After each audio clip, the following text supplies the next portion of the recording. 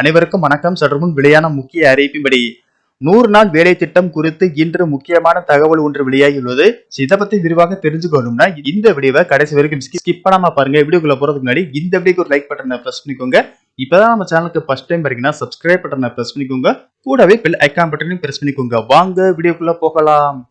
கிராமப்புற வறுமை ஒழிப்பிற்காக மத்திய அரசு கடந்த 2005ஆம் ஆண்டு மகாத்மா காந்தி தேசிய ஊரக வேலை உறுதி சட்டத்தை இயற்றியது. இந்த சட்டத்தின் கீழ் 100 நாள் வேலை திட்டம் செயல்படுத்தப்பட்டு வருகிறது. ஊரக வேலை உறுதி திட்ட அட்டை வைத்திருப்பவர்கள் வேலை கோரினால் அந்த நபர்களுக்கு ஆண்டுக்கு குறைந்தபட்சம் 100 நாள் வேலை அளிக்கப்படும் என்ற உத்தரவாதத்தை இந்த திட்டம் அளிக்கிறது. 100 நாட்கள் வேலை தர அரசு தவறினால் பாதிக்கப்பட்டவர்களுக்கு முதல் 30 நாட்களுக்கு சம்பளத்தில் கால் பங்கும், மேலும் தவறினால் பாதி ஊதியத்தை அபராதமாக அரசு தர வேண்டும்.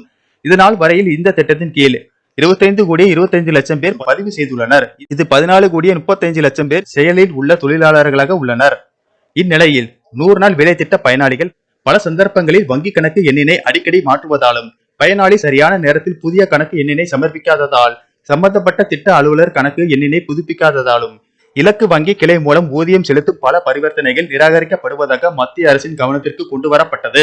இதன் காரணமாக 100 நாள் வேலை திட்டத்தின் கீழ் ஊதியம் பெற ஆதார் எண்ணை கொண்டு பணம் செலுத்தும் முறைகள் கட்டாயமாக்கப்பட்டுள்ளது. AEPS என்பது வங்கி கணக்கை ஆதார் எண்ணுடன் இணைக்கும் ஒரு செயல்முறை ஆகும்.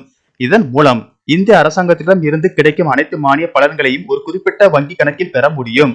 இதற்கு நீங்கள் கணக்கு வைத்திருக்கும் வங்கி கிளைக்கு சென்று உங்கள் வங்கி கணக்குடன் ஆதார் எண்ணை இணைக்க வேண்டும். மேலும் சுய விருப்பத்துடன் அனைத்து நேரடி மானிய பலன்களை இந்த வங்கி கணக்கில் பெற விரும்புகிறேன் என்று சம்மதம் அளிக்க வேண்டும்.